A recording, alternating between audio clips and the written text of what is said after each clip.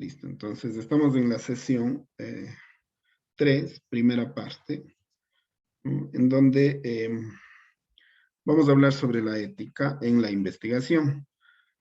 Tenemos, como les decía, 2 documentos que vamos a revisar con un sistema de actividades que nos permita completar, ¿no?, estas lecturas y discusiones.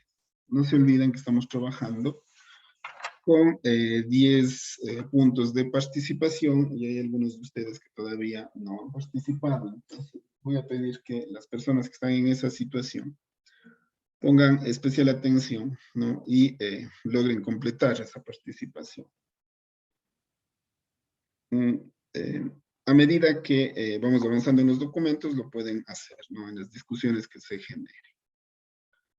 Vamos entonces con el primer documento, Ética en la Investigación Científica. Esto lo vamos a abordar desde el punto de vista de la investigación, tal vez un poquito más general, no enfocada a lo que son las ciencias sociales, ¿no?, sino a la investigación en general, porque estos aspectos de la ética y la bioética especialmente surgieron por la experimentación o la investigación que se realizaba con seres humanos. Entonces, en este sentido fue muy importante que se introduzcan estos principios, ¿no? Es muy básico este documento, es de lectura obligatoria, así que lo vamos a hacer entre todos, a ver, además de que es cortito. Veamos entonces si me puede ayudar con la lectura el compañero Julio César Ayala.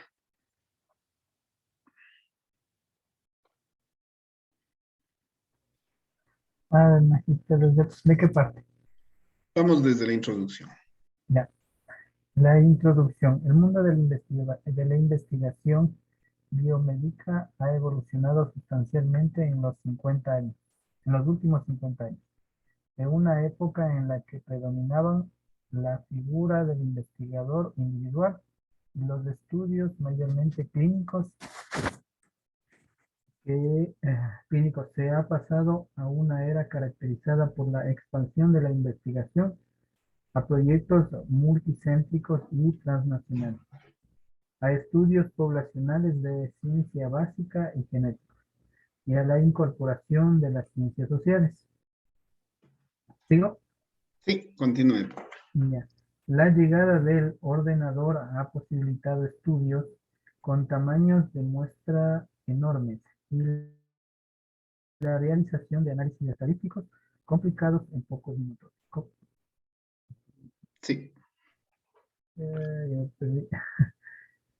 también. Eh, También la sociedad tiene una mayor apreciación por las personas que participan en experimentos, con lo que están continuamente cuestionando, refinando y solidificando los conceptos que sirven de referencia para el ejercicio ético de la investigación biomédica. En fin, último es compatibilizar el avance de los conocimientos con el respeto a la dignidad humana y a Minimización. la minimización de los riesgos asociados a la investigación. En los Estados Unidos, el reglamento que regula el proceso de protección de las personas que participan en estudios de investigación define la investigación como un estudio sistemático diseñado para desarrollar o contribuir a conocimientos generalizables y un Generalizables, ¿ya? generalizado, perdón, y un sujeto humano como un individuo vivo del cual un investigador obtiene, uno, datos por medio de una intervención o interacción con ese individuo, o dos, información privada e identificable. Para cada institución que realice investigación, Subvencionada. subvenciona con dinero federal. La entidad que junto al propio investigador tiene la responsabilidad de asegurar que se cumpla el reglamento general es el Comité de Ética Institucional. Ya, hagamos allí una pequeña pausa, Julio. Esto es importante, ¿no?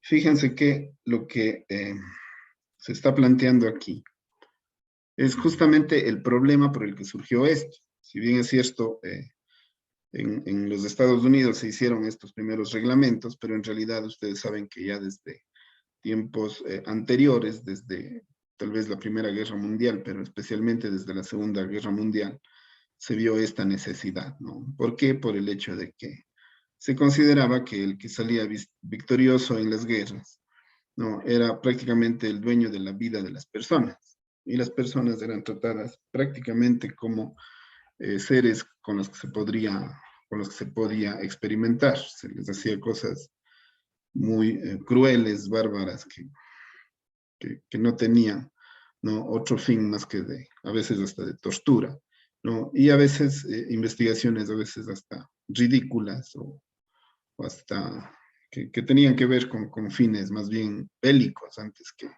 de investigación o de avance de la ciencia. Ese fue el problema, ¿no? Que se presentó. Y Estados Unidos, pues como ganó la Segunda Guerra Mundial y se estableció un nuevo orden mundial a partir de allí, ¿no? Estableció algunos parámetros, ¿no? Vamos a ver aquí cuáles son en general. Pero esto hizo una pequeña pausa porque hay dos aspectos fundamentales, ¿no?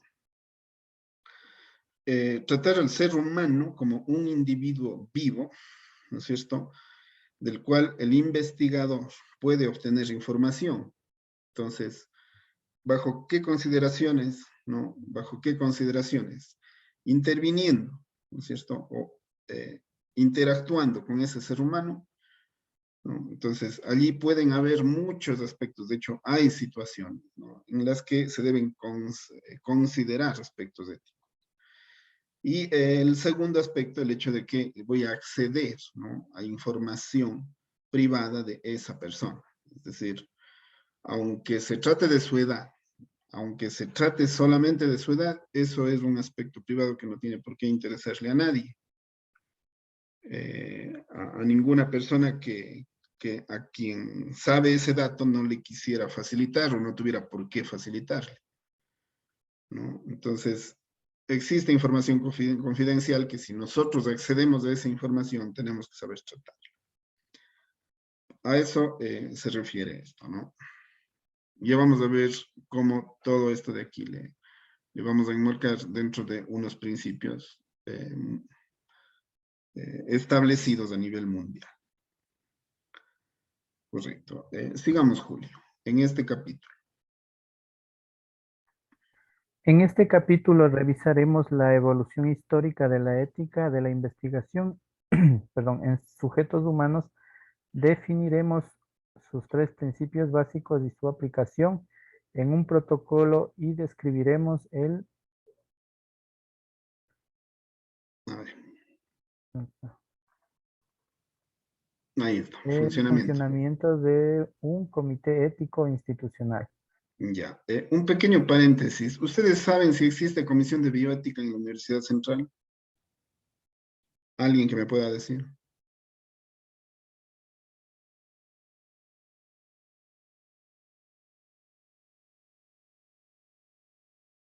Bueno, parece que no existiría. Yo he estado buscando información y no me ha ido tan bien tampoco, les comento. Bueno, vamos, Julio, sigamos con la evolución histórica. Evolución histórica de la ética en la investigación. Código de Nuremberg, 1947. En tiempos modernos, el interés por la protección de las personas que participan en la investigación nace durante el juicio de Nuremberg, concretamente durante la fase en que se juzga a los médicos nazis por su participación en experimentos con prisioneros en los campos de concentración. Ahí se elaboró un conjunto de principios éticos para la experimentación humana, conocido como el Código de Nuremberg, que pasó a formar parte del sumario final del juicio. Los principios que asentó este código incluyen el consentimiento voluntario y el derecho a retirarse voluntariamente de todo individuo que participa en un experimento. La realización del experimento debe ser para el bien de la sociedad y no obtenible por otros medios. Los riesgos asociados al experimento nunca deben superar la importancia humanitaria del problema a estudiar. La experimentación en seres humanos debe basarse en experiencia previa con animales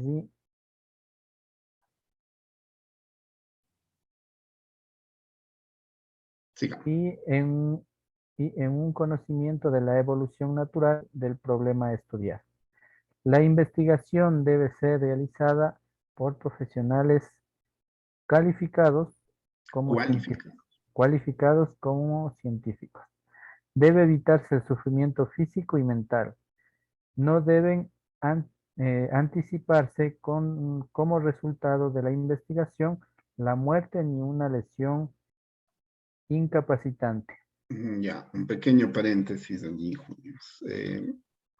Ya les había dicho efectivamente que esto surge, ¿no? Con la situación esta de la Segunda Guerra Mundial y su finalización, en la que en estos juicios justamente se dieron a conocer los aspectos bárbaros que se cometían durante la guerra o antes incluso. No sé, sería interesante escuchar alguna participación al respecto. Verán que estos principios de aquí son fundamentales. Vamos a ver los fundamentales, es decir, aquellos que todo investigador debe conocer. Y son apenas 3. Ya hemos iniciado el 1 y son pocos. Sin embargo, esto de aquí obviamente se amplía ya en los comités de bioética de las instituciones, por eso les había preguntado si es que la central dispone, ¿no? Y también ya para las ciencias sociales en el segundo documento que también les tengo. Vamos a ver casos específicos. Pero no sé si es que sobre estos principios del código de Nuremberg, no sé si alguno de ustedes tiene algún comentario. ¿Qué les parece por lo menos? Yo solamente tengo una pregunta. Andrés, dígame. Eh, ¿Qué significa la muerte? No debe anticiparse como resultado de la investigación la muerte ni una lesión incapacitante. ¿A qué se refiere con eso? Eh, bueno, por grave que pueda sonar, para la época esto era primordial, porque la investigación era lo importante, no la vida de la persona. Es decir, si es que por la investigación una persona se moría, el investigador no tenía ¿no? Ninguna responsabilidad. Entonces, eso se cambió con este código. Al ver que la situación era así, ¿no? Como resultado de la investigación, no puede haber ni muerte del investigado, ni lesión incapacitante como producto de esa intervención, ¿no? Eh, peor aún, ¿no? Peor aún, plantear investigaciones en las que eso se pueda anticipar y no existe responsabilidad al respecto, ¿no? Eh, eso querría decir, no deben anticiparse como resultado de la investigación la muerte ni una lesión incapacitante. Es decir, en el planteamiento de un diseño, eso no estaría permitido. Si es que eso podría ocurrir, la investigación o el diseño nada más debería ser negado. Muchas gracias, Magister. Magister, no sé si me Sí, permite. Adrián, dígame. Con respecto a esto, obviamente, no tenía yo conocimiento de esto de la bioética que usted menciona. Ya, Yo más relacionaba con alguna cuestión de biología, la verdad, ya, pero me parece algo importantísimo. ya. Y entendiendo esta partecita, me estaba acordando de las personas que son en contra de las vacunas. Ah, sí, ahora estamos en eso. Porque hay alguna cuestión acá, no sé si yo estoy mal, pero yo creo que con este código obviamente estas personas podrían tener como de dónde sustentar sus creencias de no vacunarse. Porque Ajá, obviamente hay que entender que las vacunas, de lo que yo al menos conozco un poquito, tardan de 5 a 15 años en perfeccionarse y desarrollarse bien. así es. Y las que estamos ahorita teniendo la gran mayoría son de 1 o 2 años nada más. Ujú. Solamente quería hacer esa reflexión porque creí que podría concatenarse con esta parte, doctor. Sí, Andrés, muchas gracias. Y justamente en este sentido, verán, las investigaciones que se hacen sobre las vacunas, ¿no? Al parecer o aparentemente sí cumplen con esto, porque si es que no le da resultado la vacuna, no quiere decir que el individuo va a morir, Simplemente quiere decir que en la vacuna en él no hizo efecto. Ahora, si ese individuo sobre el que la vacuna no hizo efecto, finalmente le da la enfermedad y se muere, no es por la investigación, sino por el hecho de que no le hizo efecto la vacuna, se infectó de COVID y se murió. De esa manera se intenta justificar, ¿no? Ahora, de que 100% sea así, personalmente tampoco creo. O sea, los efectos secundarios que puede tener las vacunas a largo plazo, yo les pregunto a ustedes, ¿quién los puede saber ahora? Si apenas han pasado 2 años, o 3 máximo desde que se prueban las vacunas. Entonces, ahí la situación, ¿no? Porque dicen que esto comenzó mucho antes de lo que se planteó oficialmente, ¿no? Y que los investigadores ya estaban trabajando en vacunas de este tipo. De hecho, las vacunas contra el coronavirus existen desde hace mucho tiempo, porque era una enfermedad de los animales, es decir, los que trabajaban con estas vacunas más bien eran los veterinarios. A los perritos les mandaban vacunando y expresamente, yo tengo ahí carnet de vacunas de perritos que dice que están vacunados contra el coronavirus, o cosas que dicen en el 2015, 2014. Entonces, ya se hizo experimentación con esto, pero obviamente la mutación del virus ya cuando llegó a los humanos cambió totalmente el virus. Y las mutaciones actuales, por ejemplo la Omicron y todo esto, le están cambiando tanto que perfectamente alguna de las vacunas podría ser no efectiva. Sin embargo, el efecto secundario de la vacuna a largo plazo nadie conoce. ¿Por qué se aprueban entonces las investigaciones en este sentido? Porque es menos malo, ¿no? Es menos malo la vacuna que la muerte. Simple, así de llano, así de terrible. Entonces, podría ser que se hacen excepciones, ¿no? Eso por un lado. Y otra cosa, el poder económico. El poder económico hace que esto de aquí muchas veces no se considere. Es decir, quienes más deberían, son las industrias farmacéuticas, ¿no? Quienes más deberían considerar este último principio son justamente aquellas que menos lo consideran. Si no, un caso sin dar nombres, sin dar nada, y que lastimosamente incluso afectó a seres queridos, ¿no? En el mismo seguro social, ¿no? En el mismo seguro social, yo he visto que se administran medicamentos que no están 100% verificados que no afectan a la vida. Y se hace con pacientes terminales que le toman eso como una última opción, sino que a veces no es precisamente de conocimiento de ellos, sino los que experimentan son los médicos y las farmacéuticas. A veces toman a la salud pública como laboratorios de investigación. Aunque no me lo crean, eso pasa no solo en el Ecuador, sino en muchos países de Latinoamérica y en África. Se toma la salud pública como espacios de investigación para probar medicamentos. Pasa. Pero bueno.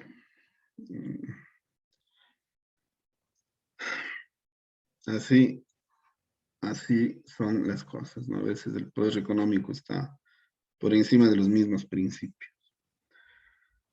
Veamos qué dice la Declaración de Helsinki, ¿no? Esta de aquí ya evoluciona, muchos de estos principios, ¿no? Hasta ahora se mantienen. De hecho, no es que los principios de Helsinki anulan a los de Nuremberg, son referentes y se mantienen hasta el día de hoy. Sin embargo, se actualizan algunos otros, ¿no? Porque la evolución de la investigación ha sido, y la evolución de la ciencia, ¿no? En los últimos años, ha sido muy vertiginosa, entonces se van actualizando. Veamos la Declaración de Helsinki de 1964. A ver, veamos si es que, a ver, yo estuve con, veamos si me puede ayudar tal vez Marco Doisela. Listo, magíster. Gracias. La Declaración de Helsinki. En 1964, la Asamblea Médica Mundial se reunió para revisar, reinterpretar el Código de Nuremberg. Resumido en la Declaración de Helsinki, Otro de los documentos fundamentales para la conducta ética de la investigación con seres humanos. Esta declaración establece principios, pero no normas, dirigidos a todo médico investigador. La Declaración de Helsinki reconoce la necesidad de la experimentación humana y que existen ciertos riesgos inherentes a ella. Ratifica varios de los conceptos del Código de Nuremberg y añade otro importante como el diseño y los métodos deben detallarse en un protocolo escrito. Los intereses del sujeto siempre deberán sobreponerse a los de la ciencia y la sociedad. El derecho a la confidencialidad, la protección de individuos vulnerables, la veracidad en la publicación de los resultados. Esta declaración ha sido revisada varias veces, la más reciente en 2013, adaptándose a cambios en la investigación médica, que expande su campo desde la investigación puramente clínica para concluir también estudios poblacionales y de ciencias básicas frecuentemente multicéntricos y transnacionales. Ya, un pequeño paréntesis, Marco. Se incluyen otras cosas, ¿no? Por ejemplo, lo que nosotros tenemos que hacer ahora, ¿no? El diseño y los métodos deben detallarse en un protocolo escrito. Es decir, ese es el motivo por el cual ustedes ahora tienen que presentar este trabajo. Si no dicen, ¿no?, qué es lo que van a hacer, no se puede aprobar la investigación.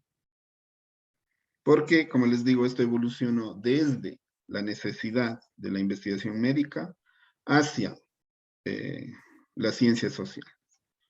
Entonces, estamos siguiéndole el rumbo, ¿no? ¿Cómo comenzó esto? No queremos meternos en aspectos médicos y eso, aunque los hemos comentado brevemente. Pero surge desde allí, ¿no? Y este otro que es fundamental. Sí. ¿Mantengo la cámara apagada o no? ¿Mantengo aún la cámara apagada? No, No, ya no. no, Usted prendida. siempre Pues me ya. puede ayudar con el volumen. A ver, veamos entonces Gracias. sobre estos principios, excepto el que ya he mencionado, pueden ser comentados por alguno de ustedes. Jonathan me pide la palabra. Doctor, entonces, bueno, un poco de resumen, no sé si estoy mal. Hace 50 años, cuando comenzó la Segunda Guerra Mundial aproximadamente, la investigación surge entonces desde las necesidades del hombre por la medicina. Sí. Se vería desde ese punto. Tanto que los científicos o los investigadores, tanto ya sea para la vida humana o la ciencia, en este caso ya avanzando al siglo XXI, la tecnología, también puede tener sus efectos colaterales, pueden ser políticos, económicos, pero según el punto de vista, yo lo veo que nace desde el avance del ser humano, pero por la área de la medicina. Ese sería mi aporte, no sé si está bien usted. Sí, sí, justamente, ¿no? Esa apreciación es la correcta, porque vamos a ver.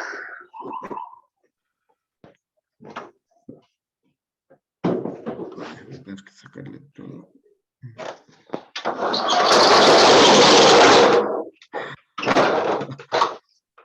A ver, voy a dejar un ratito para poderle Andrés Casares creo que casar. Andrés, ¿no? Sí, disculpe, nuevamente se me está desactivando, gracias. Ya, ahí. A ver, volvemos. Sí, justamente eso quería presentarles, ¿no? Para algunos de ustedes podría haber sido una novedad el hecho de que a partir de la medicina es que se sale estos asuntos éticos y de bioética, y el hecho de que al avanzar la ciencia, obviamente ya también topa las ciencias sociales y las instituciones que hacen investigación en cualquier área están obligadas a los comités de bioética. Sí, justamente esa es la evolución que tiene, ¿no? Tal vez ahí no se leyó esta parte, ¿no? Que decía la protección de individuos vulnerables, por ejemplo, los niños y los disminuidos mentales, ¿no? Tal vez lo otro no se toque, pero nosotros es posible que tengamos que trabajar con niños, ¿no? Ojo que los niños no solamente son aquellos que están en escuela, ¿no? Se consideran niños aquellos personas que están incluso bajo los 15 años.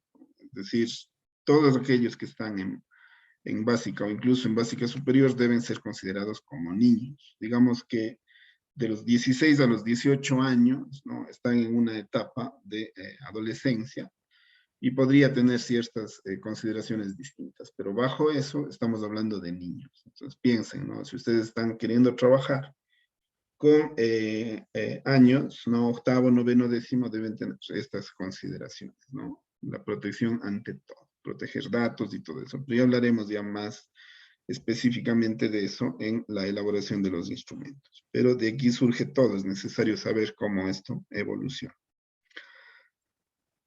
Y cada vez son revisadas, ¿no? Incluso la última, 2013, y justamente esa es la labor de los comités de bioética, ver cómo se aplican estos principios en la institución en donde laboramos, ¿no es cierto? Y ni se diga en una universidad. En una universidad se está haciendo investigación todo el tiempo, ¿no? Se está publicando, entonces es deber de las instituciones velar porque esto se respete. Listo. Continuemos entonces en la lectura. Sigamos. Ya. Informe Belmont, Informe B, gracias. Marco. 1979. En 1966, Beecher publicó un estudio en New England Journal of Medicine titulado La ética en la investigación clínica. El autor revisó unos 22 estudios que en su opinión habían sido realizados violando los principios de la Declaración de Helsinki por investigadores establecidos y respetados y que fueron publicados en revistas científicas prestigiosas. Los fallos más frecuentes señalados fueron un diseño del estudio cuestionable y la falta de consentimiento informado. El estudio Beecher tuvo un impacto importante en el público general y poco después, en general a través de la prensa, se fueron descubriendo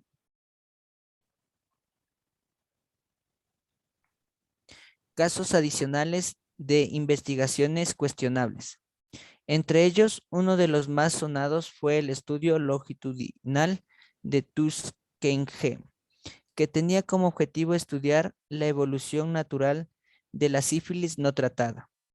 Este estudio había sido iniciado en 1932 con 300 participantes negros de escaso nivel educativo y 300 controles. A pesar de haberse descubierto la penicilina en 1943 y de que ésta se encontrara a disposición del público general a principios del año de 1950, los investigadores no informaron a los participantes con sífilis y continuaron las observaciones pasivas hasta 1966, año en que se realizó una auditoría local del estudio. Se identificaron varias faltas graves a la ética y los auditores recomendaron el cese inmediato del estudio y a un mayor nivel se mostraron a favor de un sistema de regulación federal de la investigación científica en seres humanos. En 1974, en los Estados Unidos, entró en vigor la Ley Nacional sobre Investigación, Ley Pública 93348, con lo que se creó una Comisión Nacional para la Protección de los Sujetos Humanos en las Investigaciones Biomédicas y de la Conducta para identificar los principios éticos fundamentales en los que se basa la investigación con seres humanos. Este reglamento articuló por primera vez el concepto de Comité de Ética Institucional como uno de los mecanismos para proteger a las personas que participan en la investigación. También llevó a la publicación en 1979 del informe Belmont, documento adoptado por el gobierno federal como política a seguir ante las investigaciones subvencionadas con dinero federal. Ya, un pequeño paréntesis de mi marco. Se fijan, estos comités, ¿no? Surgen a raíz de que se encuentra o a raíz de una investigación, ¿no? Se delata el hecho de que simplemente están en papel todos aquellos principios anteriores, el de Helsinki, el de Nuremberg, y este Belmont saca a luz todo esto. Se hace una investigación al respecto y efectivamente se ve que solamente son principios que nadie tiene por qué respetar, o que nadie está respetando. Entonces, se establece la necesidad de tener este tipo de comités y primerito se hace a nivel país, ¿no? En Estados Unidos surge el primer comité, justamente nos está informando, que es importantísimo tener ese dato, por el hecho de que los resultados de esto es de que se puede normar, es decir, se puede establecer limitaciones a lo que las investigaciones pueden hacer. Porque vemos que investigadores, según nos cuentan, ¿no? Incluso de prestigio, no están considerando esos principios dentro de sus investigaciones. Pues debe haber un ente que los regule.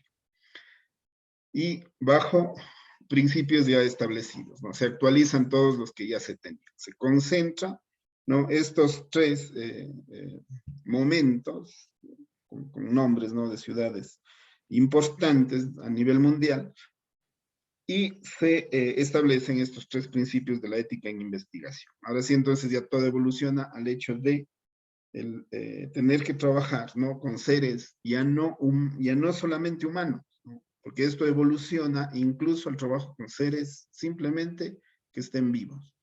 E incluso, ¿no? Ahora se considera que se deben tener o considerar aspectos éticos, incluso con seres inertes, ¿no? Como la tierra, por ejemplo, como los páramos, como el agua. Eso ya nos interesa muchísimo porque en ciencia social eso se ve, ¿no? Muy bien. Entonces ya todo prácticamente es considerado dentro de estos principios básicos de la ética en investigación. Veamos cuáles son entonces, Marco. Listo. Los tres principios básicos de la ética en la investigación.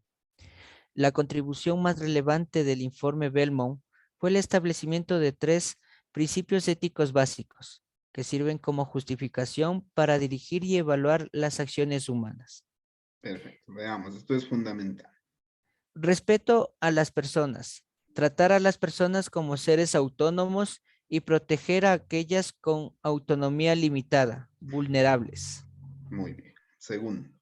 Beneficencia, no causar daño a las personas, derivado del primum non nocere hipocrático, maximizar los posibles beneficios y minimizar los posibles riesgos para el individuo. La beneficencia se entiende no como un acto caritativo, sino como una obligación del investigador.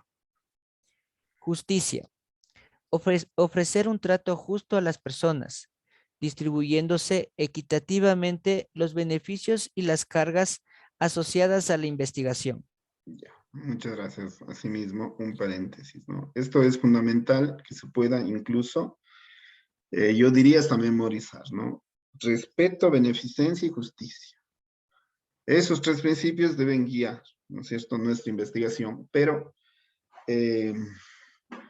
a veces pueden esconderse ciertas cosas. Uno puede pensar que eso siempre lo considera o que siempre ha considerado, pero no se puede dar cuenta tal vez de que en alguna actividad uno puede estar violando esos principios, incluso, como digo, de buena fe o sin darse cuenta.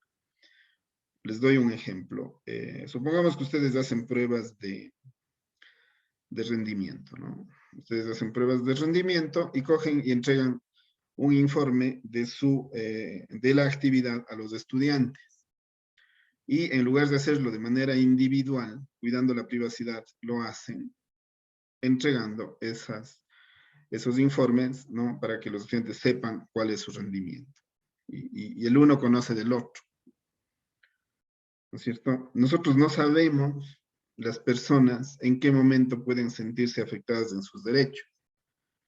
y eso ha cambiado muchísimo, ha evolucionado muchísimo, ¿no? Derechos se exige, ¿no? A todo nivel, y es justo que así sea. Podremos estar en acuerdo en unas veces, en desacuerdo en otras, pero como autores de una investigación no podemos violar ningún derecho y no podemos dejar en vulnerabilidad, ¿no? A ninguna persona. Y puede pasar por cosas tan simples como el hecho de reconocer información privada de una persona a otra persona. Como por ejemplo, cuánto obtuvo en una prueba de rendimiento. Como por ejemplo, hacer que ellos se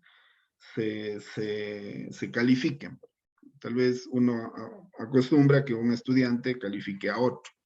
Eso como una actividad cooperativa o dentro de un trabajo en grupo o dentro de una retroalimentación como una actividad de clase podría tal vez justificarse, ¿no? Yo no quiero juzgar la forma en la que cada quien trabaje. Pero en una investigación eso, por ejemplo, ya no estaría permitido. Eso ya no se podría hacer, ¿no? Entonces, fíjense cómo es tan delicado, ¿no? Eso de los derechos y practicar plenamente estos tres principios, ¿no? No sé si alguno de ustedes tiene un comentario respecto de uno al menos de estos tres principios.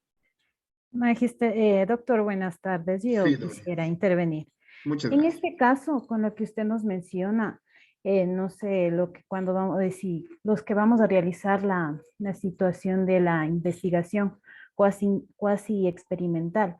Ajá. Bueno, en los cursos hay estudiantes con necesidades educativas especiales. Entonces, ¿cómo nosotros tendríamos que realizar esta intervención en estos paralelos? Yo creería que estos chicos, estos niños o estos jóvenes no deberían participar en la investigación. Si es que ustedes tienen informe, ¿no? En la que ellos efectivamente tienen diagnóstico, ellos, yo creo que para lo que ustedes van a hacer, ¿no? Trabajar con chicos en cuanto al manejo de alguna, qué sé yo, algún software, algo, y quieren hacer mediciones, ustedes pueden hacer que ellos participen en todo, ¿no? Excepto en la intervención específica con la medición. Es decir, a ellos les podría colocar, por ejemplo, en el grupo de control, en donde usted simplemente va a trabajar normalmente con todos, ¿no? De esa forma usted podría cuidar estos principios, es decir, el lugar en donde no va a intervenir, ¿no? O dejarles en los espacios de donde no va a haber esa intervención.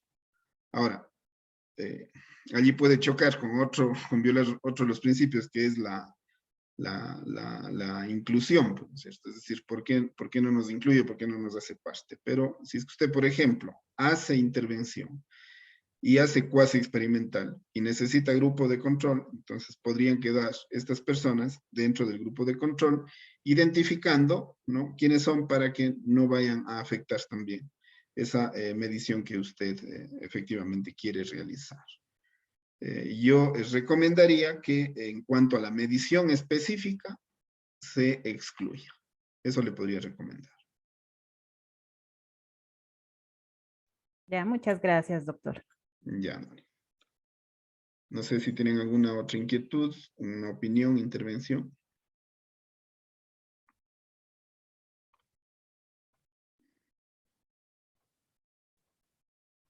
Listo. Entonces, veamos si es que ya de alguna manera, ¿no? Vamos desmembrando algunos aspectos de estos tres principios básicos. Sigamos, Marco, con la lectura.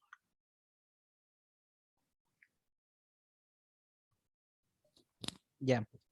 Elementos que deben estar incluidos en todo protocolo de investigación. Consentimiento informado.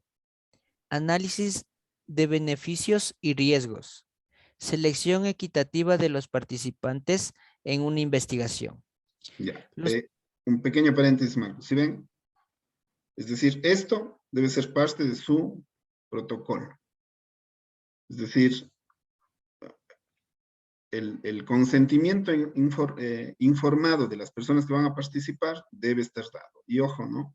Esto no aplica solamente a las experimentales o a las cuasi experimentales. Esto aplica también a las descriptivas. porque en las descriptivas también de alguna manera, ¿no?, van a pedir información. Entonces, las personas que les van a dar la información tienen que estar conscientes conscientes e informadas de que les están dando, ¿no?, voluntariamente eso a ustedes. Y si hay alguien que no quiere ser parte, ustedes no le pueden obligar. ¿De hecho? Análisis de beneficios y riesgos. Esto también deberá ser parte del protocolo, ¿no?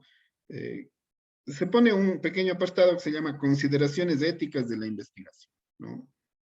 Para poder realizar esta investigación, ¿no?, se ha considerado de que efectivamente se tendrá el consentimiento informado de los participantes, ¿no? Los beneficios que se obtendrá de esta investigación serán los siguientes y los riesgos los siguientes, o consideramos que no existen riesgos para la salud, ni la integridad, ni la vida, ni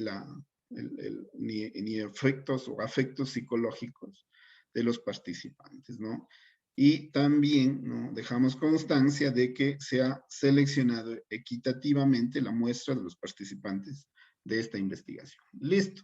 Con eso ya tienen las consideraciones éticas de la investigación.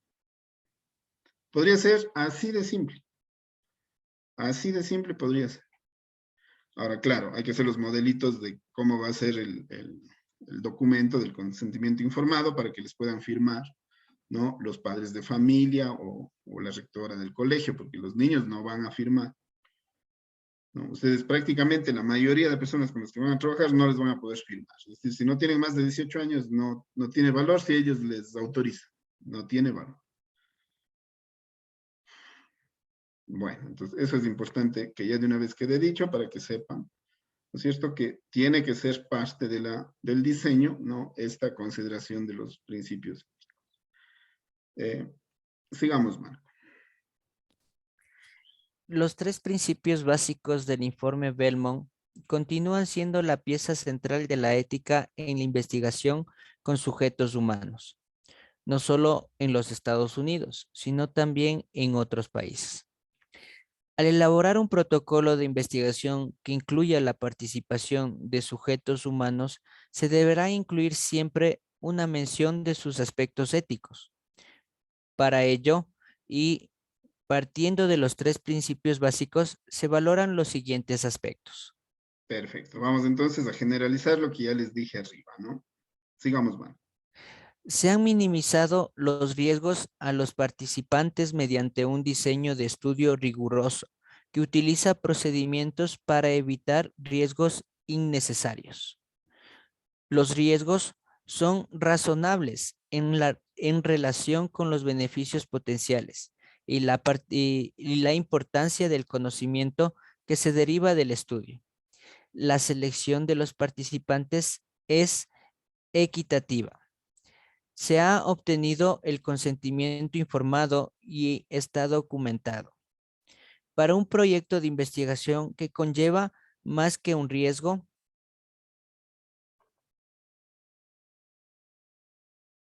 mínimo más que un riesgo mínimo para los participantes, se han incluido procedimientos para la monitorización de los datos con el fin de protegerles al máximo. Se han tomado medidas necesarias para preservar la intimidad, privacidad de los participantes. Se han tomado medidas necesarias para mantener la confidencialidad de los datos. Cuando los participantes son vulnerables a coerción o a presiones inapropiadas, se han incluido medidas adicionales para proteger sus derechos y bienestar. El proyecto dispone de medios suficientes para proteger a las personas participantes. Ya, un pequeño paréntesis, Marco, ¿no? Yo hace un momento ya les dije más o menos cómo podría hacerse, ¿no? Pero si ustedes se fijan, aquí prácticamente ya me están resolviendo ese problema. ¿Cuáles son las que especialmente nos interesan a nosotros, ¿no? A mi criterio serían estas dos de aquí, ¿no? Y obviamente esta de aquí, ¿no? Por lo menos. ustedes considerarán. Y leyendo ya los otros documentos, verán si es que se incluyen más. Pero al menos estos deben ser parte. Entonces, cuando vayan a redactar el consentimiento informado, el análisis de beneficios y riesgos, la selección equitativa de los participantes, estos aspectos deberán ser parte de la redacción en las consideraciones éticas de la investigación. Es un apartadito de unos 2 o 3 párrafos. En media hoja ya está eso, ni tanto. Y aquí les estoy dando ya esa bibliografía. Pueden citar estos mismos documentos, son seleccionados, o pueden citar a los autores de los libros en base a la bibliografía de estos artículos. Mira, directamente estamos resolviendo esta situación, ¿no? No tendría sentido solamente ver qué es, ¿no? Sino ya de una vez en qué parte va y cómo se redacta. Sigamos, perdón. Sigamos, Marco, desde por último. A ver, por último, es imprescindible entender el consentimiento informado como un proceso y no simplemente como un documento firmado por un participante. Para que sea realmente informado, el participante tiene derecho a una explicación en lenguaje claro, a hacer preguntas y recibir respuestas, y no sentirse presionado y a disponer del tiempo suficiente para pensarlo antes de firmar el documento. El documento que refleja ese consentimiento deberá incluir como mínimo,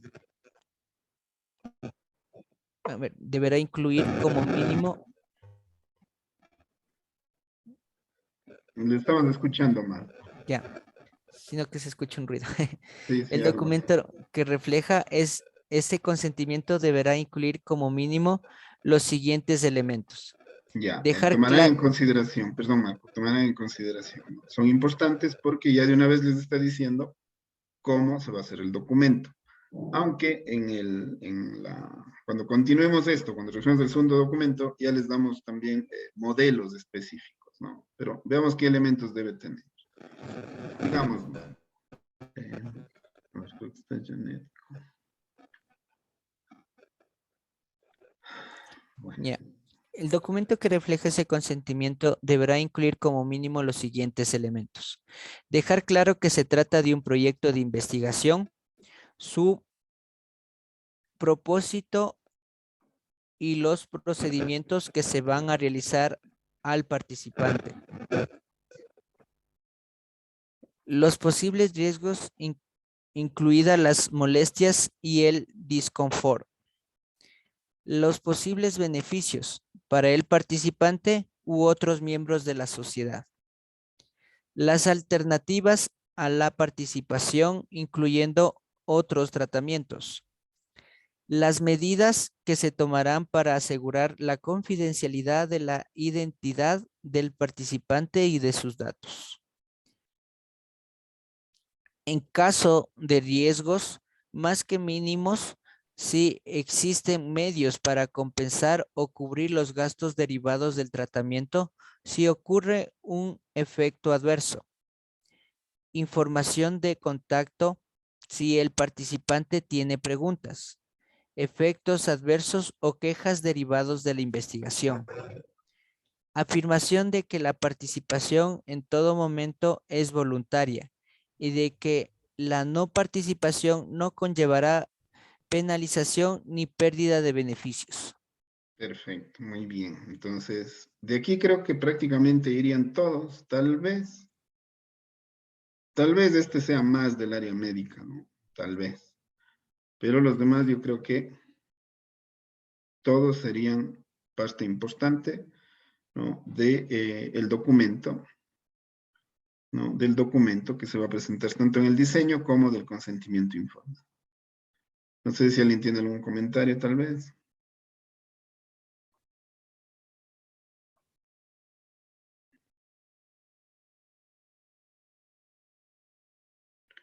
Bueno, entonces, ya vamos acabando el documento, ¿no? En caso de que ustedes tengan comité ético institucional, veamos cómo debe o qué consideraciones se debe tener para,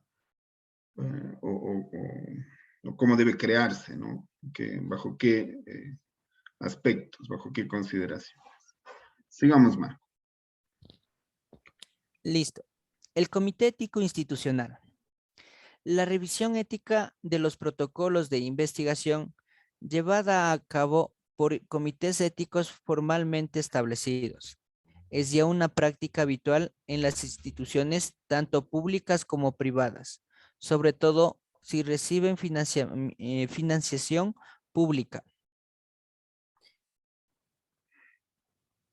La normativa actual define el perfil de los miembros del comité ético, sus responsabilidades y el proceso por el cual el comité debe revisar y aprobar cada protocolo de investigación, así como vigilar periódicamente su implementación. Sí, una información, no, perdón, Marco, una información que les doy es de que se está ya, o esto ya está tan institucionalizado valga la redundancia, en las instituciones públicas, ¿no? Y especialmente, como digo, en las universidades públicas, que prácticamente todas las tesis o todos los trabajos de investigación de las maestrías, ¿no? Ya están pasando por estos comités. Por eso yo les hice esa pregunta. Sería bueno saber si es que la de ustedes va a tener que pasar este filtro. Veamos si alguno de ustedes nos puede dar averiguando eso. No sé si tal vez José Luis tal vez puede conseguir esa información hasta el día de mañana. Le rogaría para saber si debemos o no someternos a eso. Gracias. Sí, doctor, sí, directamente estuve averiguando algo Ajá. y encontré que de la universidad sí existe el centro de investigación que usted nos había mencionado. Ya. Entonces, como parte existe el centro de investigación. Lo que por lo general en el pregrado se hace es todos nuestros trabajos someter se llama Instituto de Titulación. Entonces, ellos me parece que sí tienen su comité de ética en el cual tienen que pasar todo el digital para ver cuánto de plagio, ciertas normas que seguir. Eso, pero con todo ya le voy a averiguar bien, ¿ya? Sí, específicamente el de bioética, José Luis, ¿ya? Bioética. Bioética, Ya. exacto. Muchas gracias. Sigamos, Marco. La composición. La composición del comité debe reflejar diversidad en cuanto a sexo, etnia y profesión, tanto del mundo de la investigación como de la comunidad general. No es infrecuente encontrar como miembros científicos clínicos, científicos biomédicos, científicos sociales, enfermeras, miembros del clero, representantes de la comunidad, miembros externos a la universidad, abogados, deontólogos, farmacéuticos o estudiantes. Todos los miembros reciben instrucción formal sobre los principios éticos de la investigación, renovándola periódicamente. Las reuniones del comité son formales y deben ser resumidas en un acta oficial. No se permite iniciar ningún proyecto de investigación antes de ser revisado y aprobado por el comité, aunque cada comité varía en cuanto a sus procedimientos específicos. Lo habitual es designar un subcomité de 2 o 3 personas que reciben el protocolo completo y copias de todos los formularios de consentimiento informado, cartas y anuncios de reclutamiento y cuestionarios. En la sesión plenaria del comité, el subcomité presenta su evaluación antes de pasar a la discusión del pleno. Al final de la discusión se presenta una moción sobre lo que vota el pleno. Hay 4 posibles mociones: aprobado, aprobado pendiente de modificaciones, devolución para modificaciones o rechazo. El comité puede recomendar y exigir modificaciones al protocolo, incluyendo la asignación de un defensor del pueblo para observar el proceso de consentimiento informado y la protección de los participantes. Una vez aprobado un protocolo, se notifica al investigador principal y puede comenzar el estudio. El periodo de vigencia de la autorización suele cubrir la duración del estudio. También puede ser menor. Otras veces, cada 12 meses el investigador principal debe renovar esa autorización, presentando un breve resumen del número de participantes inscritos, su sexo y etnia. Una descripción de cualquier reacción adversa, aunque estas también deben modificarse al instante. Aunque estas también deben notificarse al instante. Modificaciones al protocolo y un resumen del progreso del proyecto hasta Ya. ese momento. Perfecto, hasta allí, Marco. Ya. Lo otro creo que ya. Bueno, esa sería la conclusión. Pero creo que lo importante de esto, ¿no? Fíjense que sí o sí, si es que hay el comité, esta es la notificación que ustedes van a recibir del mismo, ¿no? Es decir, aprobado con pendiente de modificaciones, devolución para modificaciones o rechazo. Es decir, les aprueban para que hagan modificaciones, es decir, mientras no se hagan esas modificaciones, ¿no? Ustedes ya pueden, mientras se hacen esas modificaciones, ustedes pueden comenzar el estudio, pero devolución para modificaciones quiere decir que mientras no lo hagan, no pueden hacerlo. Y el rechazo, pues, implica reescribir. Si ustedes no ponen aspectos éticos considerados dentro del estudio, lo que les va a llegar, en caso de que exista comité, es esto. Es que de una vez lo incluimos con los elementos que ya hemos visto, ¿no? En realidad no es tan complicado esto, especialmente por el hecho de que van ustedes a trabajar en el área social, sin embargo, sí que van a trabajar con jóvenes y con niños. Y van a necesitar dejar constancia de esas consideraciones y tener los consentimientos. Eso por lo menos. No creo que vaya a haber, o bueno, habrán pocos casos en los que quisieran hacer intervención experimental. Ya les había dicho lo fuerte que tendría que ser, pero que también sí se puede hacer. Y alguien podría estar interesado en hacerlo. Va a tener que allí no solamente colocar las consideraciones que les había dicho, esas tres, sino que va a tener que considerar todas prácticamente. Eso es la bioética, en resumidas cuentas, ¿no? Este documento está bastante directo, ¿no? Bastante directo, y yo creo que prácticamente ya sabemos las consideraciones y cómo opera esto de la ética dentro de la investigación y cómo plantear un diseño, ¿no? A través de estos principios y cuáles son, cómo evolucionó y todo eso.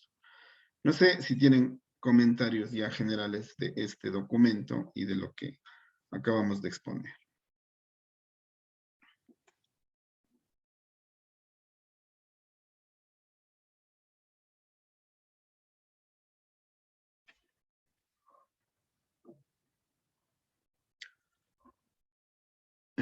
Jefferson Westwood. ¿Me escuchamos, Jeff? Sí, buenas tardes, doctor compañero. Sí, Más que nada una consulta, ¿no? claro. Tal vez existe asimismo algún documento o algún comité que regule asimismo en investigación en cambio con animales. Claro. Los comités de bioética no son solamente para estudios con personas. Los comités de bioética funcionan para estudios con personas, estudios con animales y estudios con seres vivos en general, es decir, plantas o cualquier intervención que usted vaya a hacer. Incluso, digo, se están ya haciendo consideraciones con seres inertes, ¿no? Es decir, tierra, agua, aire. Sí, la respuesta sería sí.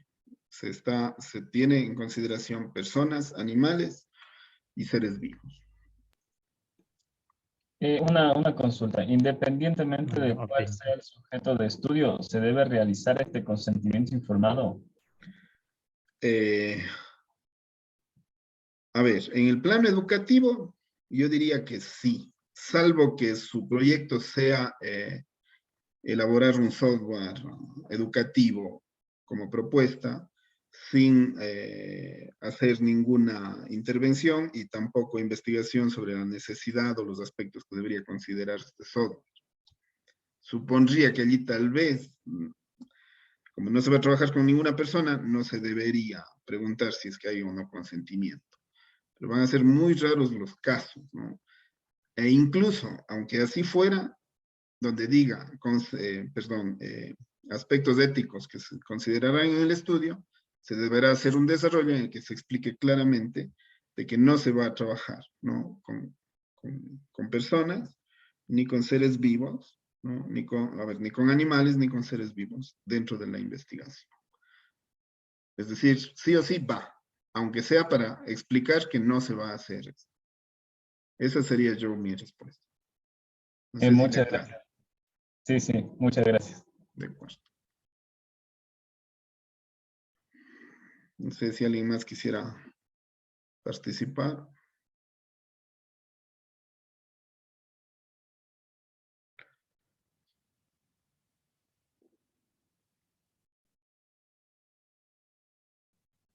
Bueno, entonces,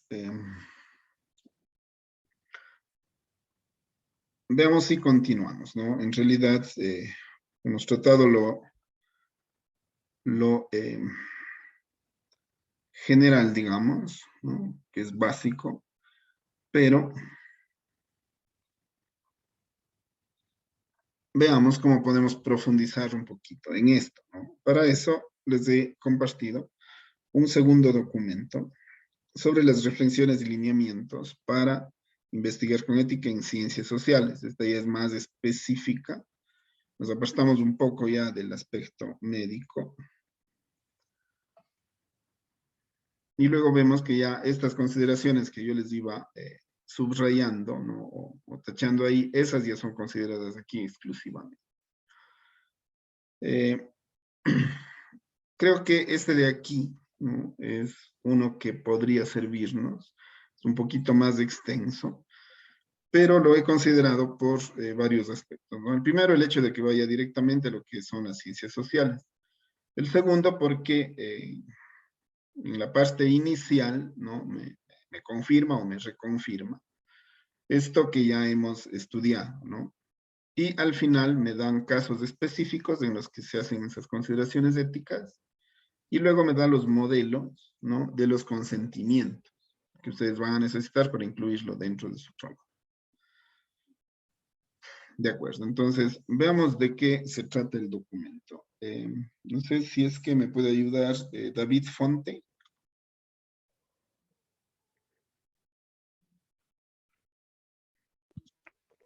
Doctor.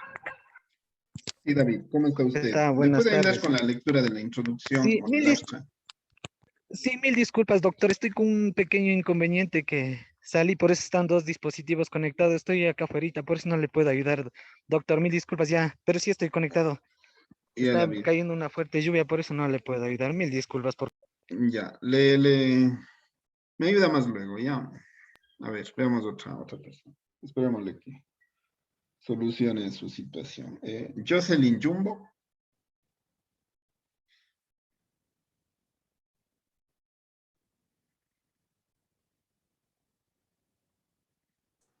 Yo le puedo leer, Liz. ¿No está Jocelyn? No sé. Verán que no es una cuestión de dejar ahí la cámara. ¿Qué? Ni la cámara. ¿Le puedo ayudar, Liz, doctor? A ver, espéreme, Karina. A ver, usted está con... Sí, Karina, usted me puede ayudar. Muchas gracias.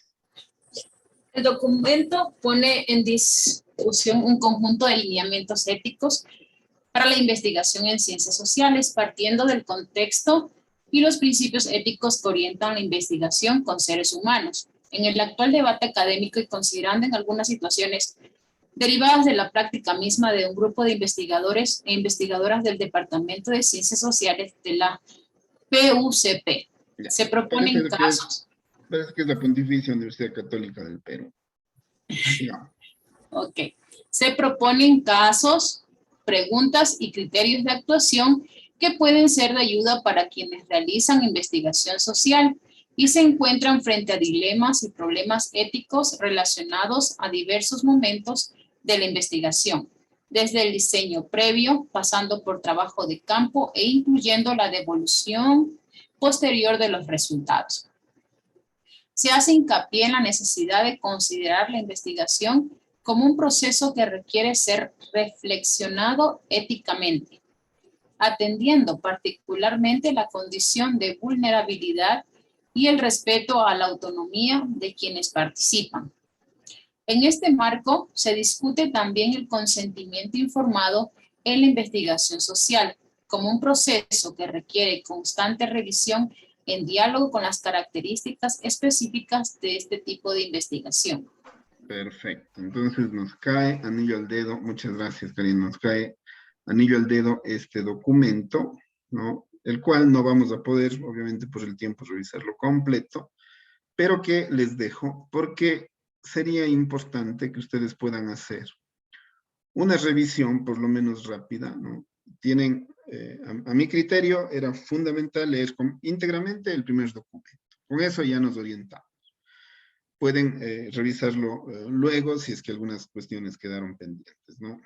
Pero eso nos facilita mucho la lectura de este, porque ya simplemente será cuestión de leer la introducción, ¿no es cierto? Nosotros ya no la vamos a leer porque nos va a repetir cosas que ya leímos en el otro, ¿no es cierto? Y necesitamos optimizar. Y de allí prácticamente los puntos 1, 2, 3, ¿no? A ver, sí. 1, 2 y 3, ¿no? Porque esas preocupaciones van en ese mismo sentido. Ya serán de revisión rápida. En donde sí van a tener que ya detenerse un poquito, ¿no? Es en estos modelos, porque ya les estoy dando prácticamente para que los tengan como documentos que tienen ustedes que anexar, ¿no? O bien al diseño, ¿no? O utilizarlos ya en la investigación misma. Puede ser que los modelos de consentimiento informado y eso lo puedan colocar como anexo dentro del diseño. Podrían hacerlo, podrían también no hacerlo. Pero de que los deben tener y los deben utilizar durante la investigación y que deben ir sí o sí, ¿no? Como anexos dentro del diseño, pues eso sí que se lo va a tener que tener. Muy bien, entonces revisemos estos aspectos importantes, ¿no? A ver, vamos a ir a la página 16 para revisar rápidamente eso. Algunas preocupaciones de los investigadores y de allí a la 32 para ver un caso. Nos va a contar un caso en el que se aplicó ya esto, ¿no? Y luego les muestro los consentimientos. Por esto seleccioné este documento, es así mismo. Lo que busco es que sea concreto, directo, por lo que ustedes solicitaron, ¿no? De los otros módulos, si ven cómo se repite ya no tiene sentido que revisemos eso. Vamos a esto de aquí, ¿no? Ya sabemos lo de los comités, solo lo vamos a revisar, ¿no? Comités de instrumentos y protocolos, ya sabemos por qué, cuándo. Nos repite la misma historia, ¿no? Del documento, ¿no? Si ven de qué se trata el estudio, los comités de ética, nos cuenta un poco de la experiencia de esta universidad, ¿no? En la generación de este comité y de los instrumentos y protocolos que utiliza. Esto nos va a servir en caso de que, por ejemplo, la Universidad Central no tenga todavía el comité. Entonces, necesitaríamos saber cómo opera un comité dentro de una universidad para saber a qué sería sometido, ¿no es cierto?, su protocolo. Entonces, ahí vamos a necesitar ese dato. Perfecto. Entonces, vamos a ver cuáles son estas preocupaciones. Vamos, Karina, por favor. Y le felicito por la voz. ¿Usted es locutora? No, no, doctor. Bueno, está bastante bien. Soy docente. Bueno, los docentes también necesitamos buena voz. A ver. Sí. Ya, Karina, Preocupaciones preocupaciones éticas de los investigadores e investigadoras del Departamento de Ciencias Sociales PUCP. Los investigadores e investigadoras del Departamento de Ciencias Sociales PUCP identificaron un conjunto de situaciones éticas que se presentan en la investigación social y mostraron un profundo interés y compromiso en atenderlas. Consideramos que esto es un signo muy positivo a resaltar, ya que en el campo de las ciencias sociales existen posturas diversas y entre ellas algunas niegan la posibilidad de que las ciencias sociales puedan producir riesgos o daños y deban ser sometidas a revisión ética. Claramente esa no es la situación que hemos encontrado en la PUCP, donde sí hay clara conciencia de que la investigación en ciencias sociales puede enfrentar situaciones de deliberación ética. Hemos ordenado este conjunto de consideraciones de acuerdo a las etapas de la investigación para facilitar su identificación y comprensión. Ya. Vamos a ver por saber qué situaciones se dan, ¿no? Puede ser que alguna de ellas sea interesante. Veamos una de ellas. Sigamos, Karina. Gracias.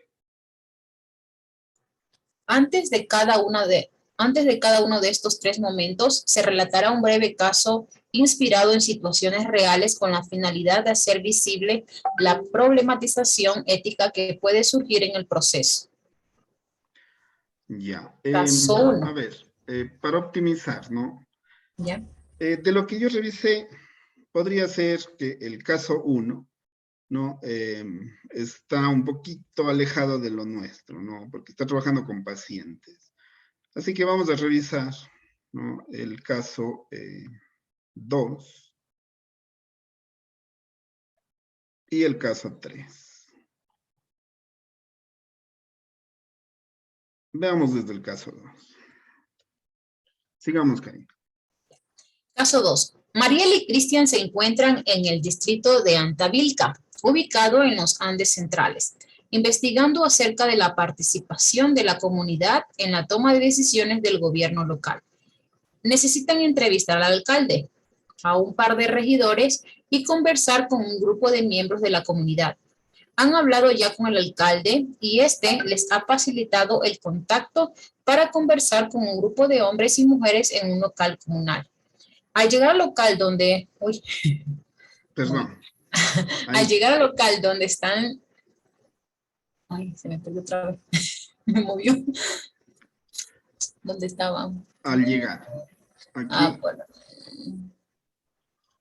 A ver, más o menos aquí. Ya leve. Al llegar al local donde estaban reunidas estas personas, constatan que algunos solo hablan quichua. Y como no dominan este idioma, le piden ayuda al alcalde para que haga de intérprete. Mientras Mariela guía la conversación, Cristian se encarga de grabar la reunión con una cámara de video para un mejor registro de la información. Al final de la reunión, los investigadores sacan sus formatos de consentimiento informado, reparten unos lapiceros y piden a los asistentes que pongan sus nombres y los firmen, que es parte de su trabajo. Las personas que solo hablan quichua son persuadidas por el alcalde para que lo hagan. Mariela y Cristian están contentos, pues se dijeron cosas muy interesantes. Ya, esperen, le muevo un poquito a esto. Sí. Ya. ¿Hay alguna situación que pueda considerarse problemática desde la perspectiva de la ética de la investigación? Al final se obtuvo la información y se consiguieron los consentimientos. ¿Se ha instrumentalizado en algún sentido o afectado el bienestar de los que participaron en la reunión? Ya. ¿Qué les parece, no? Va mejor con lo nuestro, ya nos salimos de lo médico. Aquí estamos en algo en lo que yo, por ejemplo, ¿no? Haciendo un símil, yo ya hablé con la rectora, yo hablé con el vicerrector. Aparentemente no hay ninguna situación, ya hicieron los consentimientos informados. Pero ¿qué situaciones ya están ocultas allí, no? Entonces, algo de experiencia de investigadores en ciencias sociales que nos podrían revelar aspectos. Entonces, veamos qué nomás, ¿no? se consideró y qué errores se podrían estar cometiendo. Aparentemente aquí igual está todo normal, ¿no? Pero vamos a filmar, vamos a aplicar algunas entrevistas, etcétera. Parece que puede haber algo allí, ¿no? Veamos entonces cómo se analiza este caso. Sigamos, Karina. Consentimiento informado. Uno de los principios éticos fundamentales en la investigación es el respeto por las personas, el cual involucra reconocer su derecho a participar voluntariamente y de manera informada en la investigación. Es sobre la base de este principio que se aplica el consentimiento informado.